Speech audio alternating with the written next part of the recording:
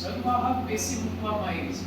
તમારે ઓબ્ઝર્વ કરવાનું છે કે જલવાહક પેશીના કયા ઘટકો છે, એના કોષની રચના કેવી જોવા મળે છે અને કઈ રીતના એનું સ્ટેનિંગ થયેલું છે. તમને લોકોને સ્ટેનિંગ પ્રોસેસની ખબર છે, બરાબર? છતાં એક વખત આપણે પાછી રિવાઇઝ કરી લઈશું. એટલે આ વાત થઈ ગઈ વનસ્પતિ પેશી.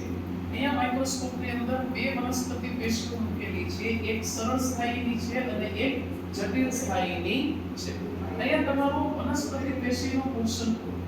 હવે આપણી વાત કરીએ કે પ્રાણી પેશીઓ, આપણામાં પેશીઓ હશે ને, કારણ કે આપણે બધા જટિલ બહુકોષીય પ્રાણીઓ છીએ અને આપણે ત્યાં એવા જટિલ બહુકોષીય પ્રાણીઓ છે જેની અંદર અંગો અને અંગતંત્રો બધું છે. તો સ્વાભાવિક છે કે પેશી તો હોવાની જ છે.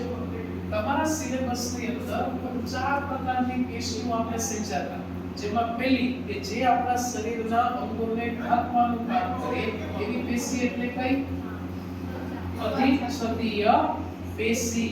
પહેલી આવે અધિચ્છદીય પેશી.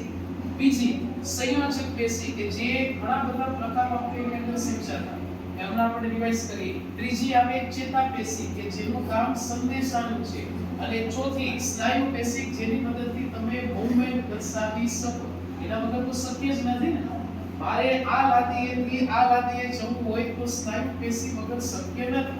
હું મારો હાથે ઊંચો ન કરી શકું કે ઈવન હું ખોરાક અંદર ગળું ને તો એનું પાચન શક્ય ન બને જો સ્નાયુ પેશી ન હોય તો.